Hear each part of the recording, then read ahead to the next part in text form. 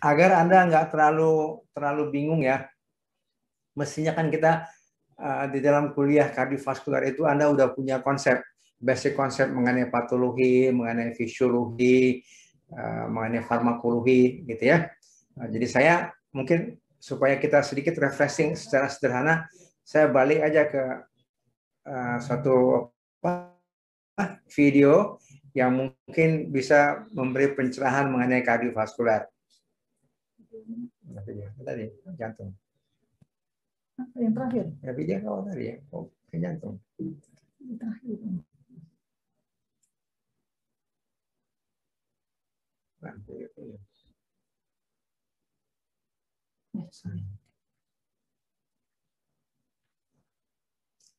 Saya bisa ngomong sini ya, bisa. Nah ini adalah sistem kardiovaskuler, ini adalah animasi ya. Kardiovaskuler itu jantung dan pembuluh darah. Bisa tunjuk ya? Saya bisa tunjuk ya. Ini ada jantung yang terdiri dari 4 ruang. Ini adalah di ventricle, yang merah ini adalah left ventricle. Ya. Anda tahu bahwa setiap menit jumlah darah yang dikeluarkan. Jadi jantung itu kerjanya luar biasa per hari, berapa denyut ya, luar biasa. Ini pembuluh darah balik masuk ke right ventricle. Dari right ventricle darah akan masuk ke sistem paru. Di sini ada oksigenasi ya, dari biru menjadi merah. Begitu ini bersih, udah jadi kandungan oksigennya tinggi, masuk ke atrium kiri, lalu ke left ventricle, ke aorta, dan ke sistem sirkulasi. Jadi ini tolong sederhana nampaknya, tapi kadang-kadang kalau ditanya, Velo bingung yang mana sirkulasi, kadang-kadang gitu ya. Nah ini klep tricuspid, ya. Ini klep mitral, ini aorta, ini pulmonal. Jadi kita lihat klep ini bersamaan antara klep mitral dan tricuspid, aorta dan pulmonal.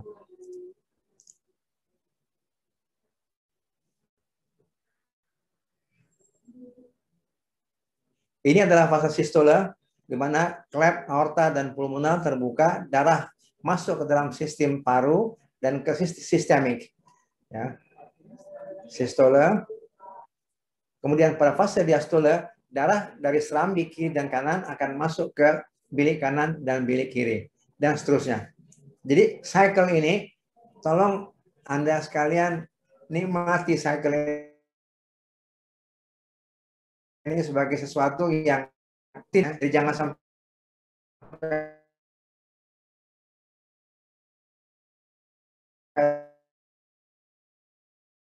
mengenai cycle ini. Itu sebetulnya diisi pada saat diastole. Jadi pada fase diastole itu darah baru akan masuk mengisi arteri koroner.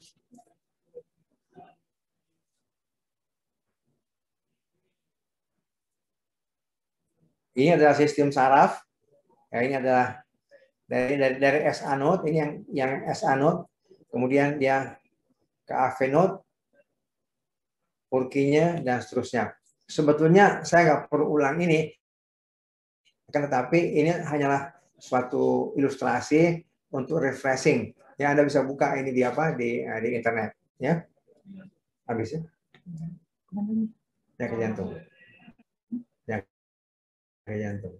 Etiologi tadi. Hah? Etiologi. Ya.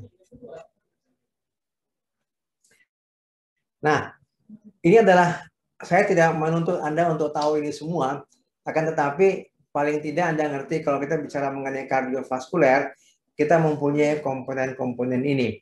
Ya. Jadi Anda tahu bahwa jantung itu ada pembuluh darah koronernya. Oleh karena itu, pembuluh itu bisa sakit. Kita sebut dengan penyakit jantung koroner. Kemudian ada vaskuler.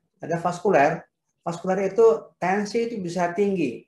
Kalau tensinya tinggi, maka jantung akan mengalami load, beban pressure yang akan berdampak nanti menjadi penyakit jantung hipertensif. Ya. Lalu Anda udah lihat tadi, jantung ada katupnya. Maka katup juga bisa sakit, kita sebut dengan valvular heart disease atau penyakit jantung katup. Tadi nggak tergambar baik mengenai miokard, tetapi miokard juga bisa mengalami disease dalam bentuk miokarditis. Anda tadi udah lihat pembuluh darah paru yang biru tadi.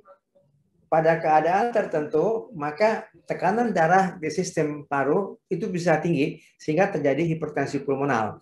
Kalau ada hipertensi pulmonal, maka jantung kanan akan mengalami beban. Jadi nanti penyakit jantung hipertensi untuk yang kanan, yang kita sebut dengan cor pulmonale. Ya. Lalu ada emboli paru, ya, ada emboli paru, nggak mudah.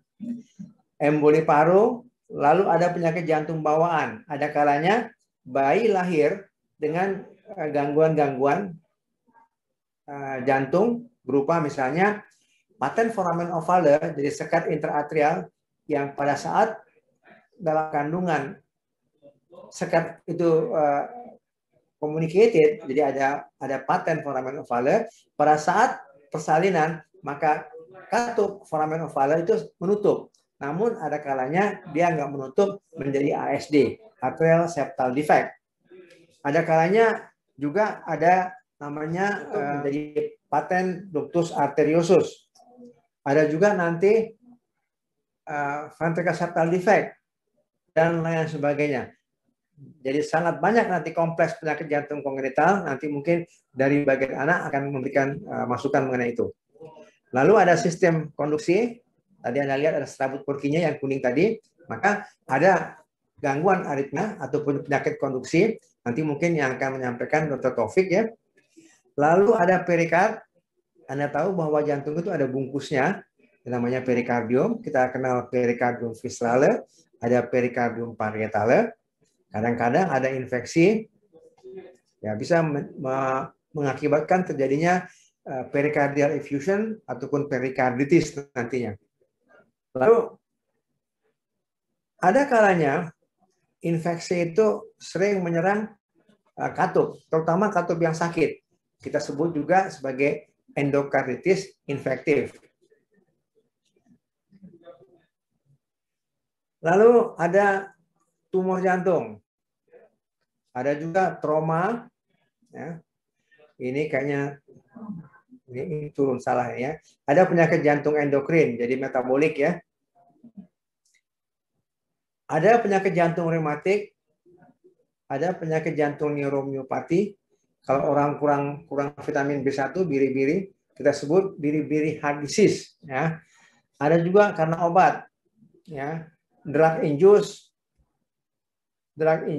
kardiomiopati. Pasien-pasien kanker yang diberi obat kanker umumnya akan mengganggu jantung yang mengakibatkan jantung itu menjadi lemah.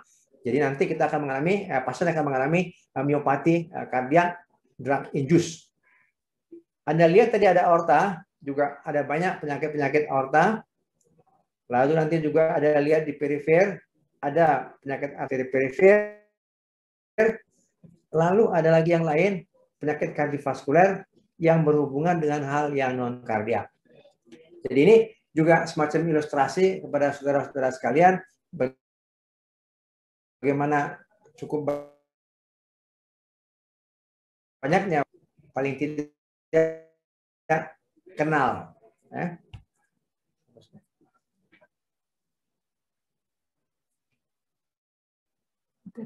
Stop. Saya minta apa? Minta stop dulu ini. Stop dulu ini. Stop dulu. Masuk ke mana? Masuk dulu. Kembali ngomong. Mau tampil. Gambar.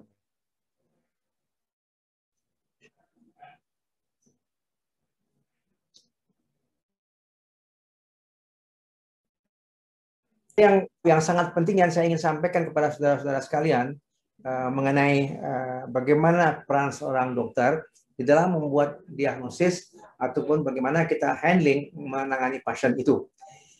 Anda sangat suatu keharusan ya, Anda mampu untuk melihat ataupun mengerti proses daripada penyakit.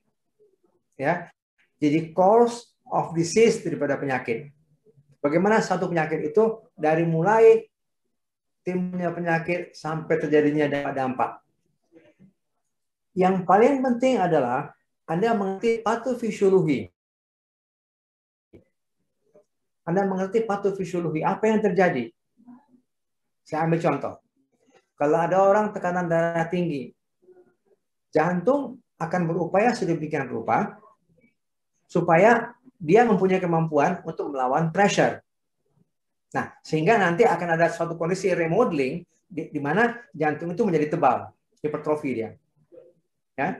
Dan seterusnya, dan seterusnya, dan seterusnya. Ya. Perubahan-perubahan itu bisa bentuknya dalam perubahan struktur anatomis yang akan berakhir dengan perubahan-perubahan fungsional. Dari satu organ itu, mulai dari terpapar dengan disease, kemudian mengalami perubahan remodeling, kemudian akan memberikan simptom, kemudian akan memberikan tampilan-tampilan, baik kompensasi ataupun dampak daripada penyakit. Jadi nanti bagaimana peran daripada physical diagnostik yang namanya anamnesa, auskultasi, palpasi dan seterusnya itu sebetulnya adalah suatu upaya menangkap perubahan-perubahan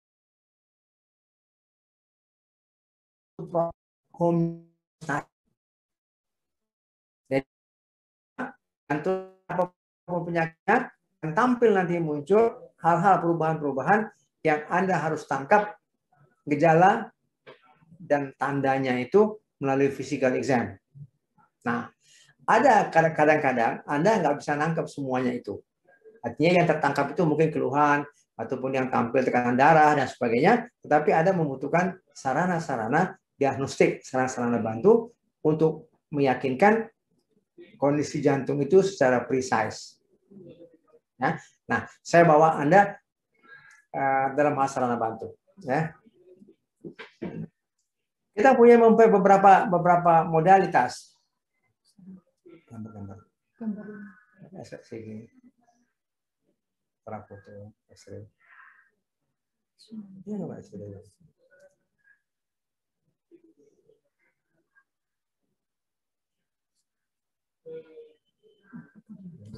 Nah, ini contoh gambar EKG.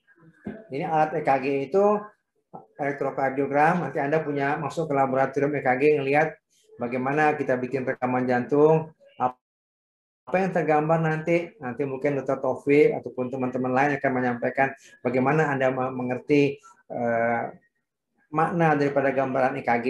Tapi intinya adalah elektrokardiogram akan menangkap sinyal yang ditimbulkan dari suatu action potensial jantung. Jantung itu kalau Anda tahu itu mempunyai electric system.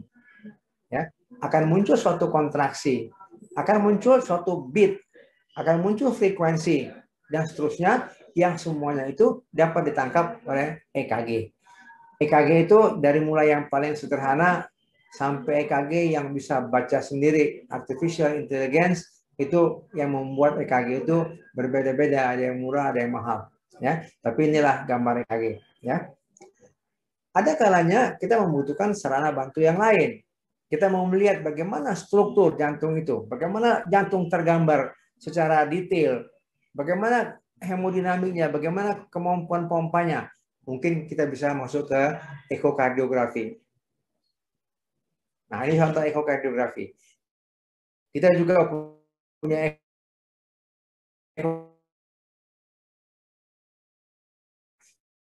mulai dari bagaimana kita nanti akan melihat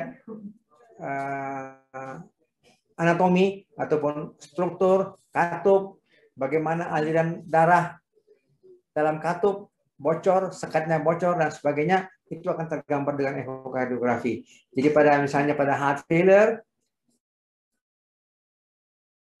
jantung itu bisa kita lihat dengan sangat presisi bagaimana jantung itu memompa. Ya, gampang banget. Kemudian kita punya lagi, ini ada cath lab.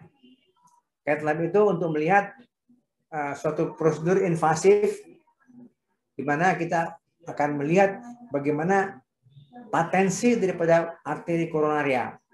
Karena tadi Anda tahu bahwa arteri koroner itu dapat juga terserang penyakit dalam bentuk tersumbat oleh karena kolesterol yang tinggi dan sebagainya, maka kita membutuhkan evaluasi bagaimana gambaran daripada coronary artery.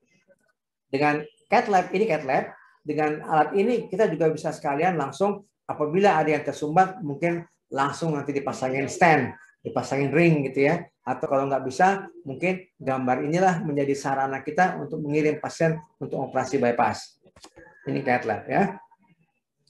Ini radiologi. Nah ini yang sebelah kiri ini radiologi X-ray. Dengan X-ray Anda bisa melihat bagaimana kontur jantung, bagaimana kontur paru-paru, apakah ada edema paru, bagaimana jantung itu ukurannya, besarnya, bagaimana segmen-segmen jantung itu akan tergambar. Ya, ini alat namanya radiologi, ini toraks foto gitu ya. Yang di sebelah kanan ini scanning. Kalau scanning sebetulnya adalah gambar pencitraan gambar jantung itu sedemikian rupa tergambar 3 dimensi. Jadi dia sangat presisi. Sebetulnya ini mirip-mirip sama ekokardiografi, tetapi ekokardiografi kelemahannya tergantung daripada person, the man behind the machine. Bagaimana seseorang itu memainkan alat itu. Sedangkan yang scanning itu dia tergambar secara objektif. Jadi artinya lebih reproducible, ya.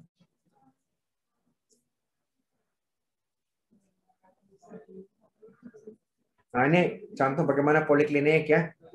Ini ruangan rawat kita. Ini ruang intensif. Ini ruang meeting. Ini ruang echo tadi. Ini ruang echo. Ya. Ini ruang monitoring cath lab.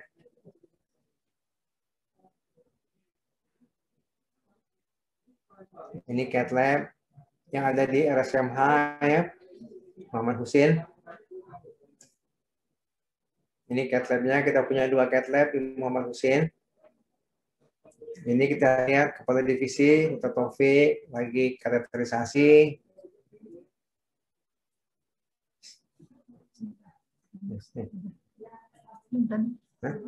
Masukin ke abang dia. Oh, ya. Dari sedih.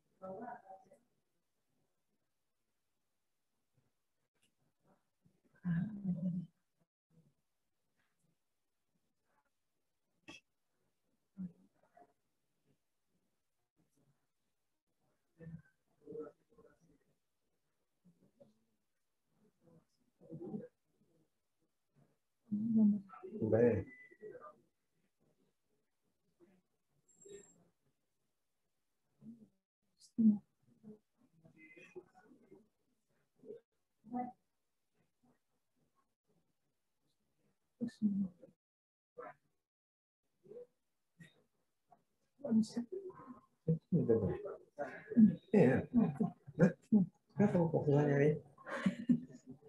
Ini mungkin saya jualan dikit yang kondisi yang modern, sedikit modern.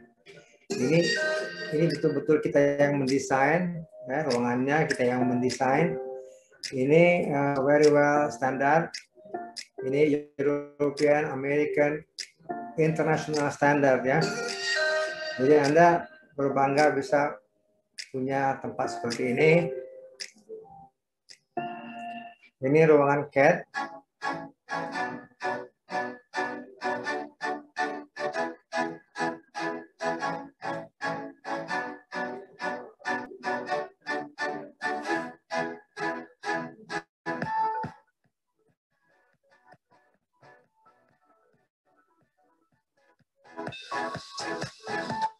Bagaimana persiapan Mungkin di antara saudara-saudara sekalian nanti suatu hari dia yang ingin tertarik untuk, kalau saya sempat ikut belajar sama kita, wah, young generations coming ya.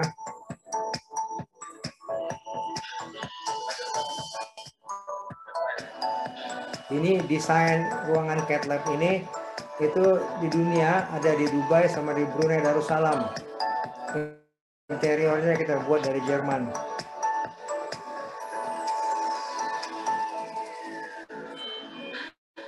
Ini adalah coronary artery atau gambar di sini.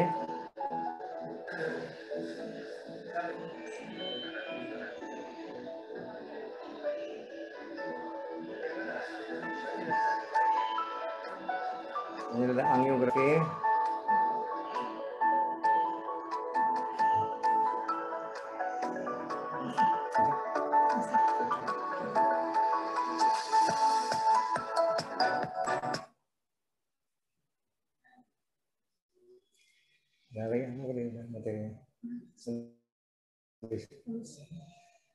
Jadi saya kira itu apa namanya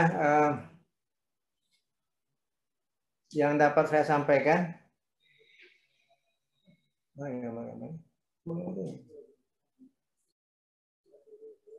Yang dapat saya sampaikan, nah, jadi kita kira-kira jalan-jalanlah tur ke ruangan-ruangan kardiovaskuler gitu ya. Jadi Anda punya bayangan bagaimana kardiovaskuler itu. Nah, nanti kita mungkin ketemu dalam topik tertentu, mungkin saya dikasih tugas apa nanti ya. Nah, mungkin nanti mengenai valve, mengenai katup, nanti kita ketemu lagi mengenai katup. Ini betul-betul introduction ya. Kalau ada yang mau tanya, wah Irene kayaknya serius banget Irene, saya lihat ada namanya Irene. Leo smiling always. Fazlan kayaknya so serious gitu Fazlan. Kemudian Michael Butasoy, Horas Michael. Horas Prof. Horas. Gimana Michael? You get something Michael? No, Prof. You get something? Question? No question, Prof. Thank you.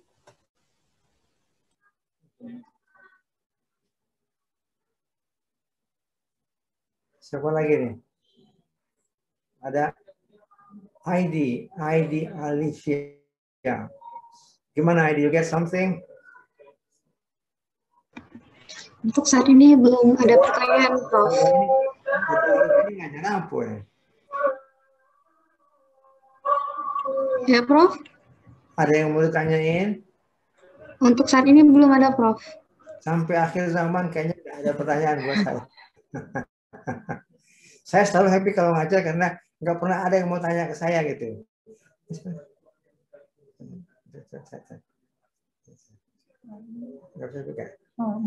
Muhammad Rizky kayaknya so serious. Coba, Rizky ada question buat saya? Anda you look so serious gitu. Untuk saat ini mungkin belum, Prof. Iya. Paling enggak, kira-kira tadi ada yang ketangkep nggak tadi? Ada yang ketangkep nggak? Iya, Prof. Alhamdulillah ada.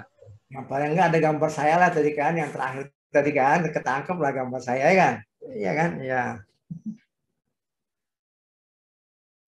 Aisyah.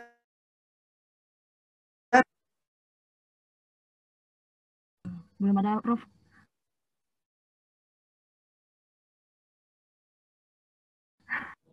Depri langsung nunduk, dia langsung menghindar dia kalau mau ditanya. Depri ini.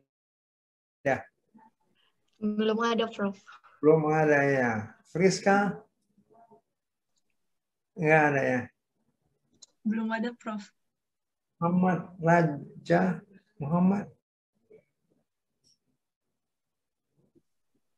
ada? Ada, Prof. Ada. Belum ada pertanyaan, Prof, sejauh ini. Belum ada ya? Belum, Prof. Terima kasih.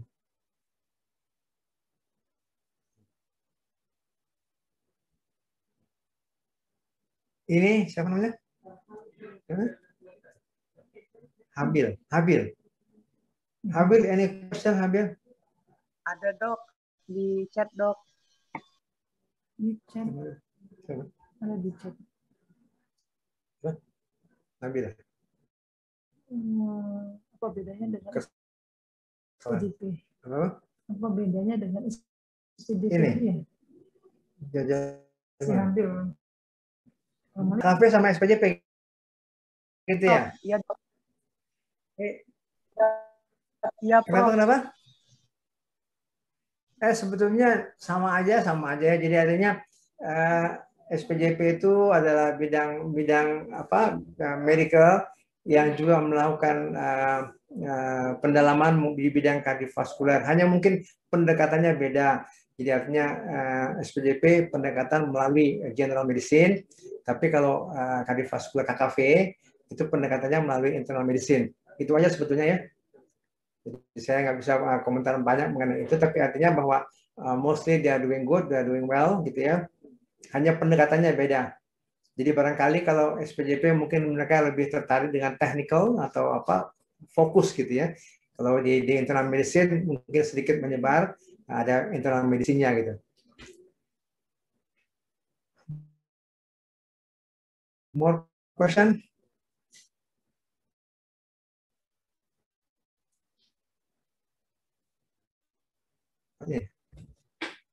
Faza ada pertanyaan? Belum ada, Prof. Belum ada ya. Wah, Mentari kayaknya ada Mentari. Belum ada, Dok. Belum ada. Yes.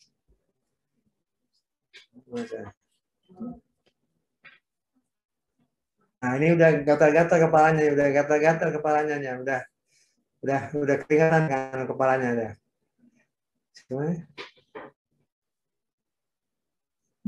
Nadira, kau ketombe Nadira ya? Ada ketombe ya? Kau gatal kepala terus kau? Enggak, Dok. Hah? Tidak ada, Dok. Pakailah sampo, Neril sampo. Hah? Neril sampo. Berlian ketawa-ketawa, Berlian. Ada pertanyaan, Berlian? Belum ada, Prof. Belum juga? Oke, belum juga. Alfredo? Belum ada, Prof. Belum ada. Alfredo? Kamu dari mana, Alfredo? Dari Jawa Timur, Prof. Jawa Timur? SMA-nya Iya, di Prof. mana? Gimana, Prof? SMA-nya di mana SMA? Di SMA Negeri 2 Pare. Di Pare, Dok. Di Kediri. Oh, di Kediri ya. Wah, sampai ngomong Jawa sakit, Pak. Sakit, Prof. Alhamdulillah. J. Area Surabaya mas sakit ngomong Jawa ya. Tenang ya, enggak. Salsabila. Ya. Wah, Salsabila. Kok saya kenal anak ini ya? Salsabila. Ya, Prof. Ada pertanyaan? Belum ada, Prof. Belum ada. Kamu bisa tunjukin saya nama orang top Salsabila? Bisa siapa? Maaf, Prof. Ada entah penyanyi, entah bintang film, entah ustazah Salsabila. Ini bintang film, Prof. Anak remaja, Salsabila Adriani. Wah, mantap. Sudah, kalau jangan tukar profesi ya, tetap jadi Ya, dokter Prof. ya. Priscilia. Iya, Prof. Halo, Iya, Prof. Priscilia. Ada pertanyaan? Belum ada, Prof. Belum ada. Priscilia dari mana? Belitang, Prof. Belitang. Iya. Belitang. Kok nama kamu kok nama kayak nama Eropa gitu? Aslinya orang mana kamu? aslinya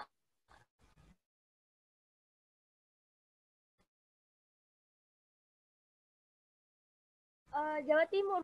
Ngomong Jawa sakit mboten? Nggak begitu bisa, Prof. Oke. Saya lama tinggal sini. Kumring bisa kumring? Nggak bisa juga. Oke. Ini kamu orang yang paling sial. Asalnya Jawa Timur nggak bisa, tinggal di kumring nggak bisa. Oke. Ini orang yang sangat merugi. Az-Zahra.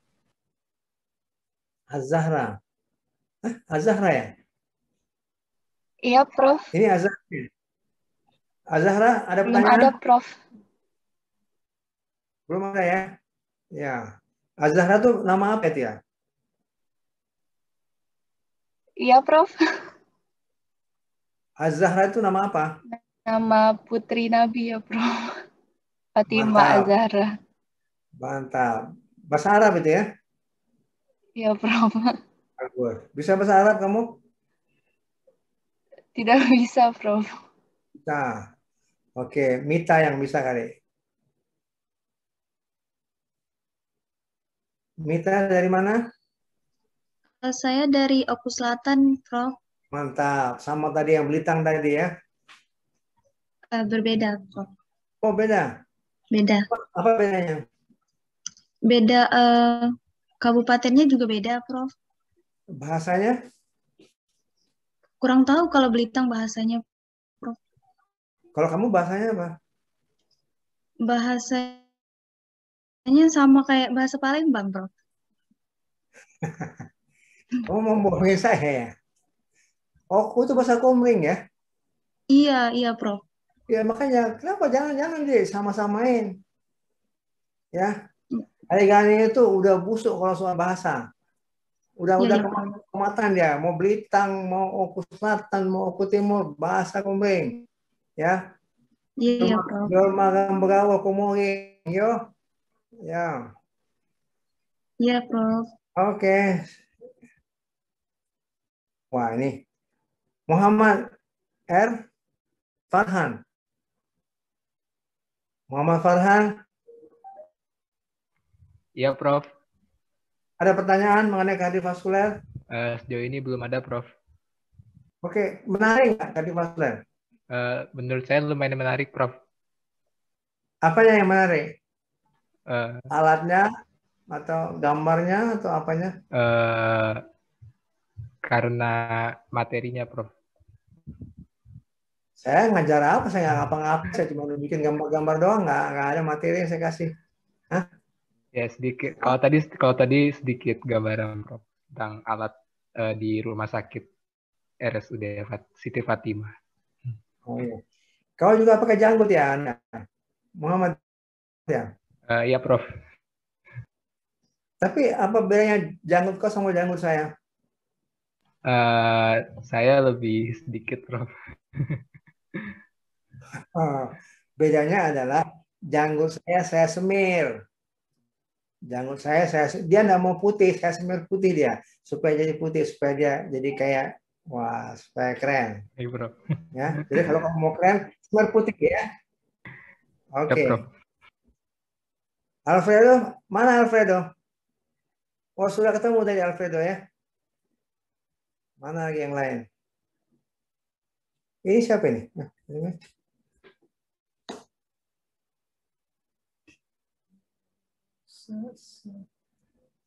Ini siapa ini? Safira. Di mana? Hah? Nggak kelihatan. Oke, barangkali ekspedisi lagi gimana?